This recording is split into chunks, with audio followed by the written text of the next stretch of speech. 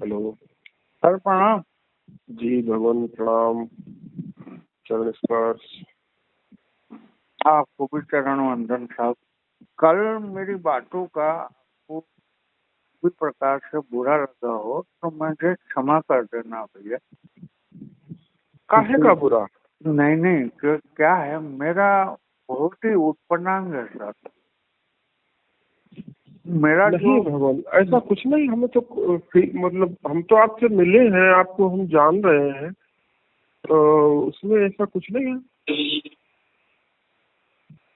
नहीं नहीं, और मतलब जान भी रहे हैं क्या जी। है, क्या है सर, क्या है, मैं अपने निश्चय में कॉम्प्रोमाइज नहीं करता। जैसे वो मतलब उपाध्याय जी जो है, आप जैसा चाहते हो वैसे वो आपको सुना देंगे और आप खुश हो जाओ। मेरा वो उद्देश्य नहीं रहता है सर। तो मेरी बातें थोड़ी कड़वी रहती हैं और बुरी लगने वाली होती है। और जैसे आपने बोला कि मेहता जी बोलते हैं कि आध्यात्म आपके लिए नहीं है, तो वाकई मैं जो मुझे लगता है मैं बोल देता हूँ सर, मुंह पे बोल देता हूँ।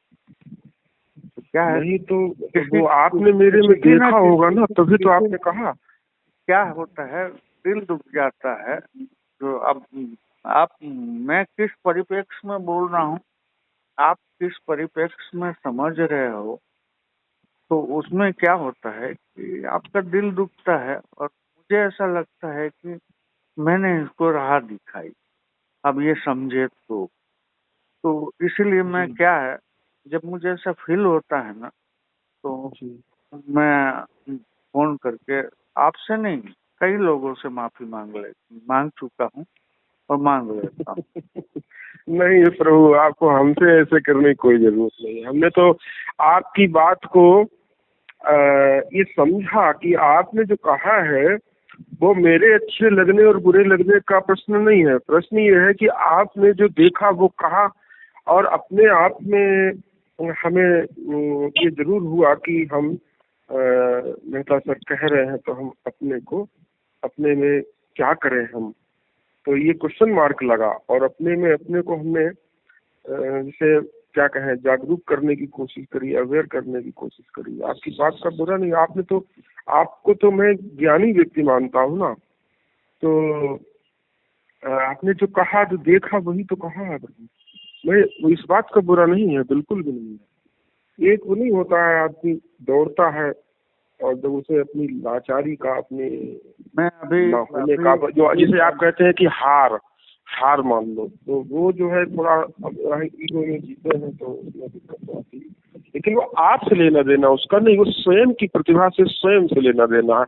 आप तो मेरे लिए क्या बताएं हम, एक लोगों से, सब लोग इतने दूर हैं, इतने ऊंचे पे हैं कि उनसे पूछना मुश्किल है। तो आप तो हमारे, कम से कम हम आपसे पूछ तो लेते हैं। ये हमारे, ये आप मास्टर हैं, तो हमें सहज उपलब्धता है आपकी, तो हम तो आपसे पूछ लेते हैं। और आप की कोई बात नहीं है, आप हमसे प्रभु बिल्कुल भी आप ऐसा मत सोचिएगा।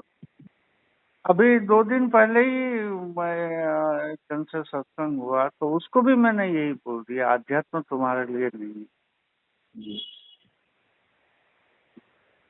2 दिन पहले ही बोल दिया मैं। जी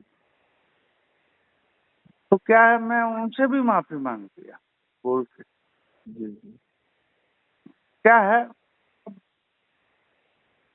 बेवजह मेरे को, मतलब झूठी किसी की तारीफ कर दूं और झूठा किसी को आश्वासन दे दूं, ये मेरी समझ के बाहर है। तो मैं वो नहीं करता साहब। मैं जो आया वो मुंह पे बोल देता हूँ। और जब मुझे ऐसा लगता है कि मैंने उनका बुरा नहीं किया है पर उनको बुरा लगा है, उनके अपने स्वभाव के अनुरूप, तब भी मैं उनसे माफी मांग लेता हूँ। अरे ऐसा नहीं है प्रभु, खाली जगह में मेहता सर से बात होने का सौभाग्य है, ये क्या हम उसको बोले। नहीं तो वही रहेगी। नहीं नहीं, मजा आ रहा है, कुछ नहीं ऐसा है। मुझे ऐसा लगा आप मेरे लिए ऐसा न कल सोचिए। मैंने रात को भी फोन लगाया था तो आपका मोबाइल स्विच ऑफ था, तो मैं जी बोला जी जी, हमने देखा था सुबह, हाँ तो सुबह जो सवेरे है मैं बच्चे की बोला लगा तबीयत नहीं लेता सही, हूँ। छोटे वाले की, तो इस वजह से क्या कर हम लिया। भीड़ से अलग व्यक्ति है, तो हम आखिर हम भी एक इंसान है, हमारा भी दिल धड़कता है, तो हमें एहसास होता है कि हम गलत नहीं हैं और हम गलत करेंगे भी नहीं, पर सामने वाला अपने संस्कारों के अधीन, अपने परवरिश के अधीन, अपने स्वभाव के अधीन बेबस और लाचार है, उनको कभी भी किसी भी बात का बुरा लग सकता है, तो हम माफी मांग लेते हैं ताकि हम बरी हो जाए इससे। नहीं नहीं जनाब, मेरे ठीक लिए है तो साहब। जी। और आप ठीक हैं? सब ठीक है साहब, सब ठीक। आशीर्वाद कृपा बनाए अरे रखिएगा। आशीर्वाद हम आपके जैसे सामान्य इंसान है, क्या आशीर्वाद।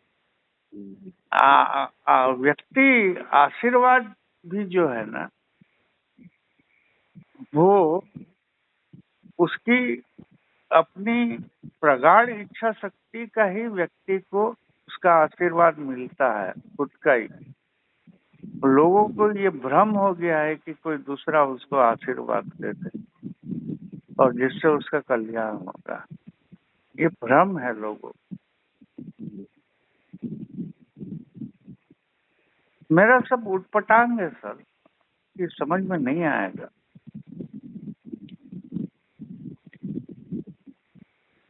और आग मुझे तो नहीं लगता। कई लोगों को आ जाता है तो वो दीवाने हो जाते हैं, फिर वो दूसरी जगह जाते नहीं, और कई लोग गाली भी देते हैं, तो मुझे कोई फर्क नहीं पड़ता, क्योंकि मेरे पास एविडेंस है हर चीज, मैं जो बोलता हूँ उससे। और दूसरे जो बोलते हैं उनके पास एविडेंस नाम की कोई चीज है ही नहीं, प्रैक्टिकल है ही। तो क्या है, प्रैक्टिकल तो बड़ा खतरनाक होता है ना सर, और एविडेंस भी खतरनाक होते हैं।